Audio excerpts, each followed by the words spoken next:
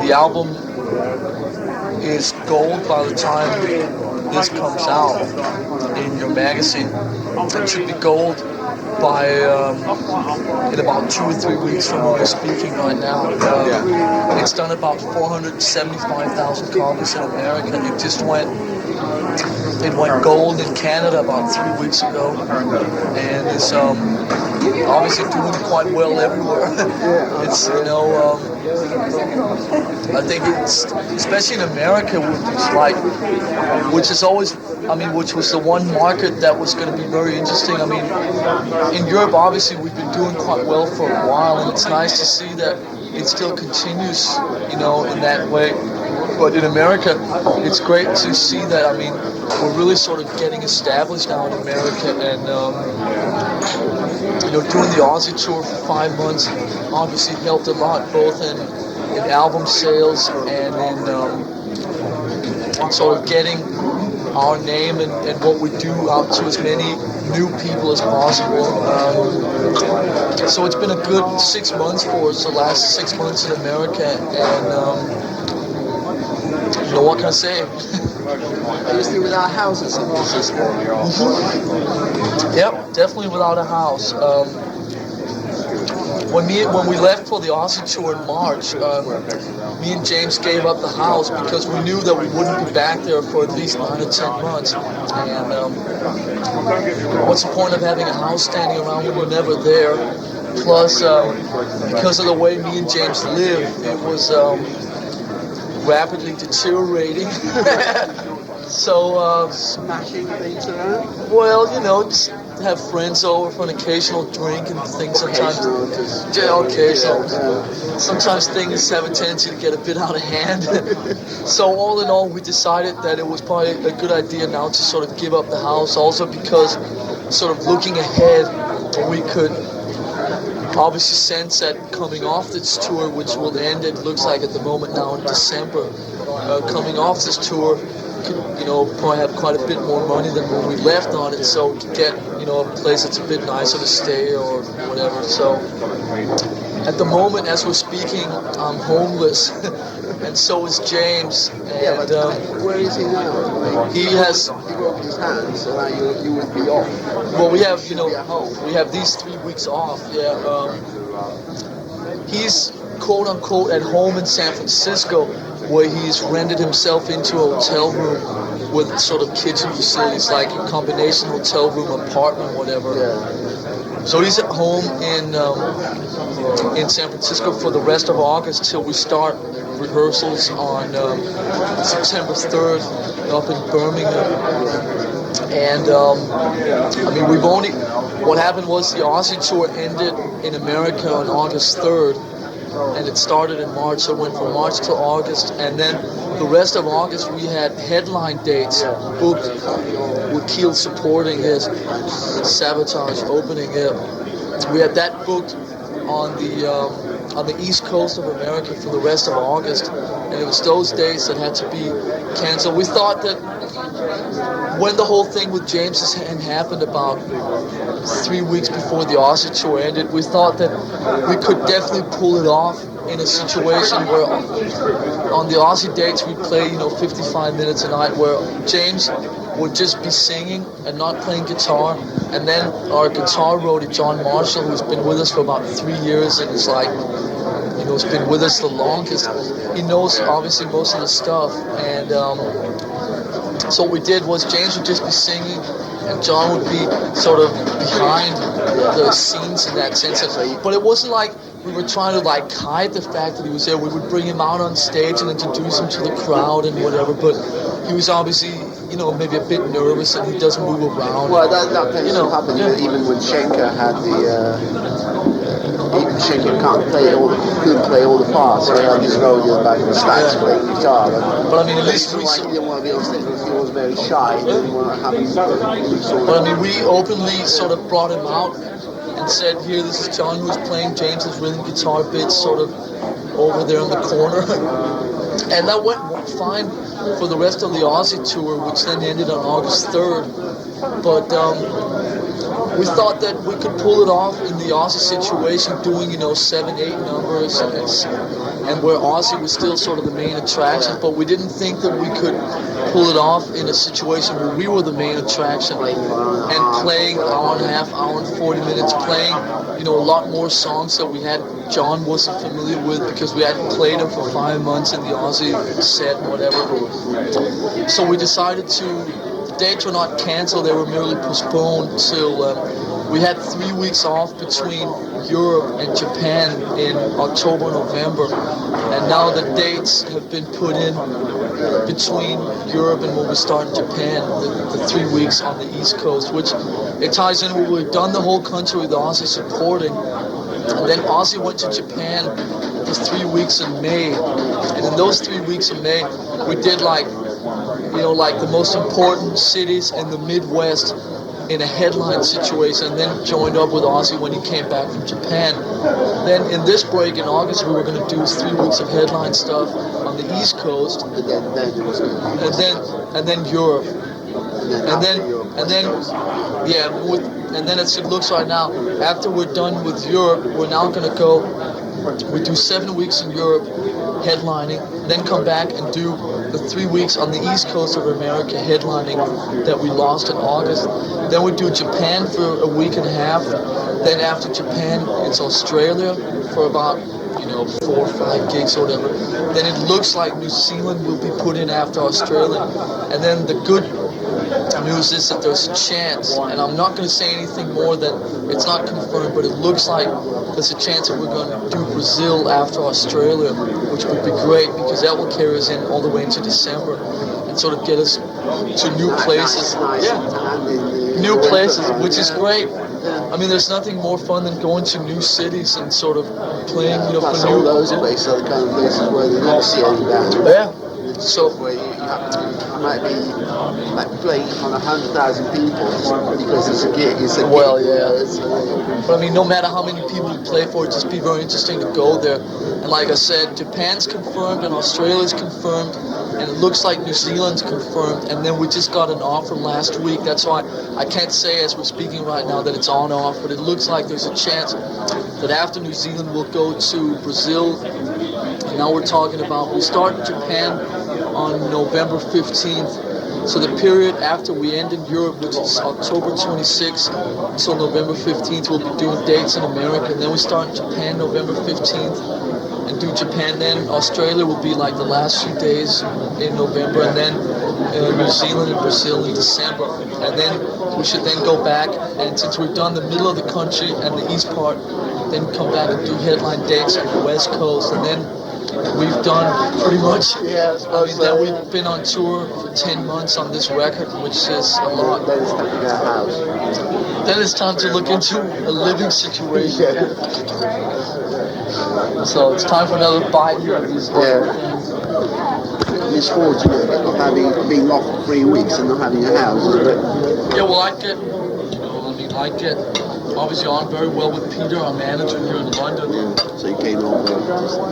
And he's got a great house. And I love coming over here and staying because, first of all,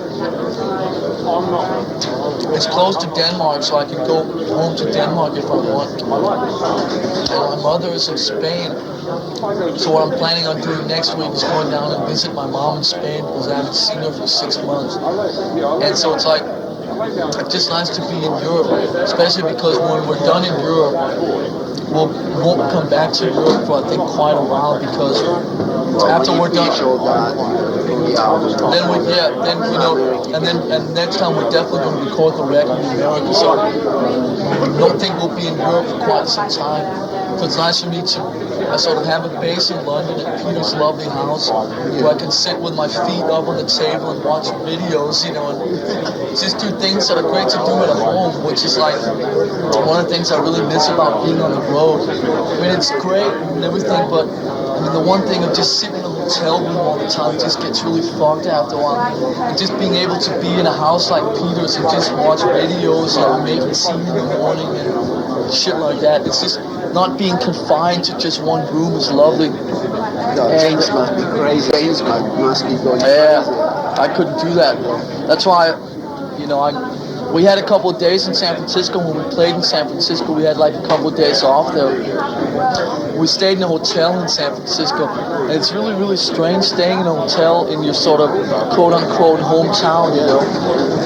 It was the same feeling I have in Copenhagen when we recorded the last two albums, especially when we recorded Master of Puppets, because we were there for 6 months. We stayed in a hotel. And it's very strange. Yeah, it's very strange for me to stay in a hotel in either Copenhagen or San Francisco, because those are like my two sort of hometowns, if you know what I mean. Yeah, it's quite unusual, I suppose. So you survived 5 months with Ozzy. Yes, we're still His breathing. Roots and Sharon's. Yeah, I mean, basically how the tour went was that how you usually tour the States is that the United States is a country where you can tour, you go back and forth and up, you just go all over the place continuously. You don't start one, I mean, you just go up and down and whatever, back and forth. And what you usually do is you always start off in the big cities, because that's where the record, you release a new record and it does well in the big cities first, and it spreads out to the smaller cities. And so obviously we started in the big cities, with Ozzy in March, did, all Detroit, Chicago, Cleveland, St. Louis, all the big cities first. And in all of those cities, there's a lot of record company people, because they're always obviously based in the big cities. So in the beginning, the first couple of months on the tour, you had every night, big cities, a lot of press people, a lot of record company people you'd have to stand and smile to and talk to, and it'd be very sort of, Ozzy would be doing their thing and we would be doing our thing. It was the beginning of the tour. Everyone was a bit sort of, everything was new and whatever, and there was all these people to talk to, and there was just the excitement of the beginning of the tour. And all these record company people and all this press to deal with and whatever. But then as the tour sort of grew older and sort of we got into a lot of the smaller markets, it's not all these record company people and important press and all this. So as soon as we'd been out on the road for about 2 months or something, it sort of started dying out with that. And we became a lot closer connected. It was just sort of us and Ozzy. I mean, us and our crew, and Ozzy and his band and their crew. It was just sort of more, it became like a full unit because we only really had each other. Sort of, when that time came, where in the beginning of the big cities, there was all these other people to attend to. So after we sort of got out of, it was like, it just became sort of the two camps or whatever on the road together. We had some great times the last, They just started going crazy. Yeah, the last 8-10 weeks when sort of settle into sort of more daily routine of things, and you just sort of, you just have each other, which is great. And the last like 8-10 weeks of the tour were great because we were always together, all of us, and there's so many crew people on tours like this. There's about 25 people just doing lights and sound and everything, and it's like it takes a while to remember everyone's name, and they think, support band, but then just when everything is sort of broken down, you just have a great time together. That sort of the last 8-10 weeks, it was just like if there was maybe 40 people on the tour, it was just a whole big fucking family. It didn't matter if you were a truck driver or a band member, or if you were Ozzy, or if you were a catering person, or the wardrobe people. I mean, it was just all for one. Just had a good time. Any crazy stories?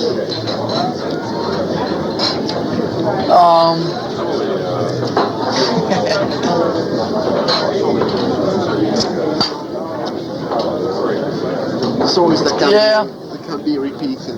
Well, not so much that, because that's what a lot of other bands always say, but I would more say out of respect for Ozzy and for what he's doing and how he's sort of presenting himself in the press and how he's trying to clean himself up and so forth. I would rather, if some of these stories are going to come out, I would rather that he would tell them than us, because just out of respect that it was his tour and we were the guests. I mean, obviously there was a lot of funny moments and a lot of stupid stories, but trying to do a certain sort of thing with the press and trying to sort of clean himself up and whatever. I don't really want to get in the way of that. So I've already said. You'll tell me another time where we're not doing an interview, right? And I mean, obviously there was a lot of funny things that just happened with us in the band. I'm sure you've heard about this really crazy thing that happened with my foot. Yeah. Where, you know, maybe you read about it in Kerrang or whatever, where I really fucked my foot up really bad. It was an accident, but it was one of those accidents that could have been easily avoided. And it was simply due to like massive amounts of alcohol and just me being really stupid, jumping out of the window and landing in the swimming pool, you know. Have you heard the story? Oh yeah. It's when I had to... Is it the same with James' accident? No. James was skateboarding. My accident was... No, I know, but was he sort of being stupid? No, James, that was in the afternoon. That was before... We usually don't sort of drink till after the gig. So, you know, my accident was at about 3 in the morning at the hotel, you know, where I had... The hotel room was out over the swimming pool, and it looked like about, you know, just a meter or two down. So I was, you know, we were going to go swimming. The only problem was because I was so drunk, I mean, I sort of miscalculated the distance, and the next day when I saw the distance down, it was a good 4 or 5 meters. Now the main problem was that in the swimming pool, there was enough water. Yeah, the water level was only about, where I landed was only about 3 or 4 feet. So I went straight to the bottom and like really hurt my ankle. Yeah. And was, you know, couldn't walk for about a week, and then was really fucked up for the next couple of weeks. But it's all right now. Like I told you, I just started getting back into running again yesterday, and it really feels well. So. And then there was James' stupid accident, which was, you know, him skateboarding in the afternoon. Because, you know, when we get to the gigs, there's really not a lot to do. So James... Yeah, especially with the other sound check. So Kirk and James always go off skateboarding, and me and Cliff, you know, hang out at the bus or eat or whatever. And James sort of just went down this hill, and just sort of the hill was a lot steeper than he really thought it was going to be. So he really sort of... He had to jump for it instead of, if he would have continued going, he would have sort of ran into this fence towards the bottom of the hill. And so he jumped and landed on his wrist and really fucked himself up. That was the only gig that we had to cancel, was that night. Because this happened about 6 or 7. We were supposed to go on at 8. So all the kids were already in and all our equipment was set up on stage. And me and Cliff then had to go out on stage. Me and Cliff Burton had to go out on stage and announce that we weren't playing that night because James had had an accident about an hour before. So all the kids started booing and everything, and it was really quite funny. So we had to drink a lot that night just because we were all really sort of a bit, you know, nervous or a bit edgy about the whole thing, you know. And that was the only night on the whole tour that I got sick. I got sick all over the tour bus because I drank so much because I was feeling so bad about James and his accident and everything that I ended up throwing up all over the tour bus.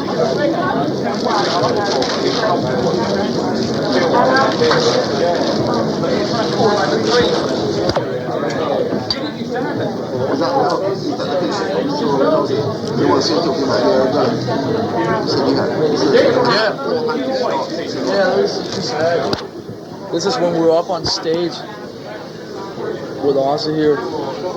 This is James and his broken arm. He's got the bones drawn in there. That's our lighting man. That's me with a guitar and the diapers on. That's me and Ozzy and our light man up there doing Paranoid. James is up there, no guitar. Cliff, our drum roadie. What gig was that? That's the last gig on the U.S. tour. Alright. We came and joined Ozzy for everybody goes crazy. Yeah, James and Ozzy. Great picture that is. Who's that? It's James. Whose picture? Oh, those are my pictures. Oh, you did? Well, I didn't take it, but they're my camera. I had one of our roadies take the pictures. Cliff Burton and Phil from Ozzy and James, Kirk and Ozzy. Me and Ozzy. Me playing guitar. God, you look like Jackie Lee here. Huh? You look like Jackie Lee. Kirk and Ozzy. Not here. Great stuff. Great pictures. Yeah, that's good. Ozzy, James, and Kirk. Me, James, Ozzy, and Kirk. Great lineup pictures here at the end. It's like everyone: Cliff, Phil, Ozzy, James, me, Randy, Kirk.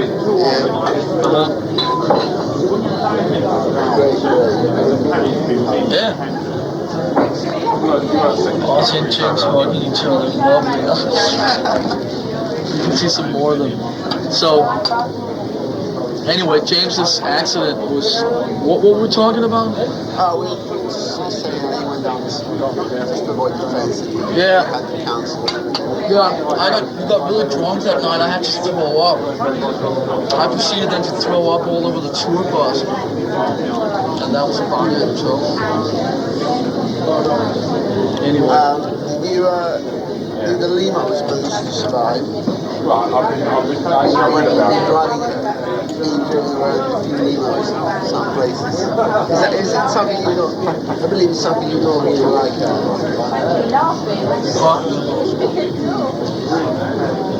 Tour buses are better. Yeah, you have to take those. Is it something that you prefer to work with all the images of the obviously a limo is very comfortable, but I know. But I mean, we've been in limos on this tour, but it's not something that we try and get. I mean, there's been situations where we had to go some places where they've gotten some limos for us, but yeah. I mean, we prefer not to be seen getting out of limos. I mean, they're all right for driving in, but it's not something we really want all that bad. I still think that tour buses are more comfortable because you can walk around, and limos are actually quite cramped if you're 4 or 5 people there. Tour buses are great. That's the best thing. Same conference, got TV. Yeah, exactly. Yeah, but you've got a lot more room. You can walk around. Yeah, but you don't. It's something that doesn't take very much down. We take limos once in a while, like I said, when we have to, but it's not something we encourage.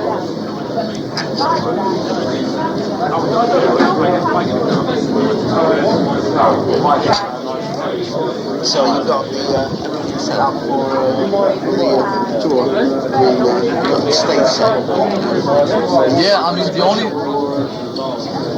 only question is. The only question at the moment, as we're speaking right now, I can update you on that more next week or whatever, is if James is going to be able to play yet or not. At the moment, it looks like he'll get his cast off around September 1st. But that's after having it in his left arm in a cast for 5 weeks. Then he has to get his fingers back in shape. So at the moment, we're preparing ourselves for both situations. Either that James will just be singing for the first week or 2 on this tour, and John again will be playing guitar behind the stacks, or James will be doing, the normal thing. So that's the only thing that we're not too certain of. So you should be okay by the time you get to Italy. Yeah, definitely. Yeah. This all depends on how long it takes for James to get well. Yeah, because he has to get the movement back together. Yeah, muscles working. How long has he been in plaster for? It happened about July 20th. So it's going to be about 4 weeks now. Yeah. So it's going to be 6 weeks. 6 weeks on. That's how long it usually takes. I mean, this happened about 7 weeks ago now. 7, 8 weeks ago now. So I mean, that's how long it takes. Yeah, I know. It's quite a long thing. Well, usually when you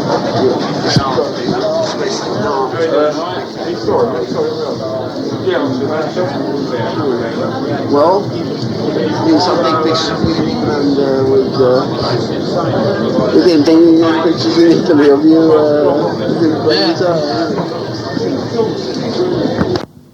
It's not so much that it's too much, but it's still something to have. Like I said, we've done 3 weeks of headlining stuff in May, and we really sort of... Do you ever feel restricted at all? Huh? Do you feel restricted at all? No. I mean, going like, shit, I like to play like hour and a half. Well, I mean, the one. to be totally honest with you, I mean, The one gig is really great. Everything works perfect. The kids are all behind you. Finish 55 minutes. well, a lot of it, yeah. See, the thing is, a lot of it has to do with how you pace yourself. So when you step out on stage and you know you're only going to play 55 minutes, your level of energy is at, or your energy level is at a certain point where you feel that you can keep that up for 55 minutes. So say for a 55-minute set, you give yourself X amount, you put X amount of energy out evenly over 55 minutes, right? So if you play an hour and 40 minutes, obviously that X factor is going to be lower, because if you play an hour and 40 minutes, you still have to keep going after the 55 minutes. So if you put out a lot of energy in the beginning, you won't last in the end. So a lot of that has to do with pacing yourself. And usually, by the time, if we step on stage and know that we're going to play 55 minutes opening for us, we'll make sure that by the time the 55 minutes is up, that we're about ready to be carried off stage. In the same sense that if we're going to play an hour and 40 minutes, we pace ourselves so we know that by the time an hour and 40 minutes is up, we're ready to be carried off stage. But it's not like you say, at 55 minutes, oh shit, oh I would love to play another 45 minutes, because you've put so much out over those 55 minutes that you know that that's going to be the last song. And to be totally honest with you, I quite actually like supporting, because I mean, the level of energy is like quite a bit higher. And I mean, just, you know, for some stupid reason, you get off stage earlier, you can drink. I mean, it's good fun hanging out, drinking when the other band's still on stage, because a lot of stupid stuff goes on. When you're headlining, when you're off, then that's the end of the night. So it just, when you're done, it gets quite boring from then on. But it's good, like, the next 2 hours. There's a lot of life on the tour bus afterwards. Yeah, but what I'm saying is that, I mean, and don't get me wrong, but what I'm saying is that it's a good sort of laugh to hang out while the other band is still playing, you know. And obviously there are things that are, like, obviously it's greater playing the headlining set and you feel that you're headlining and you're in control and you're playing for the kids and giving them a real show instead of just a taste or whatever. But I mean, both of the different things are great for what they are. It's great supporting because there's a lot less responsibility. You go out and do your best, and then that's it. You're a lot more responsible. You have to be maybe a little bit more serious when you're headlining because all the weight's on you. Also, there are two different situations that are, you know, cool for, you know, what the aspects are for both of them. But it is, I mean, I don't mind supporting at all, in the same sense that I don't mind headlining. I like both of them for different reasons, you know, but it's alright supporting, it really is. I mean, some bands I can never understand, because some bands always say, oh, we don't want to support anymore, we want to headline and all this shit. I mean, sometimes it's more fun playing to 20,000 people for an hour than play to 200 people for 2 hours, you know? Oh yeah, absolutely. I mean, so there are different reasons why each thing is fun, you know?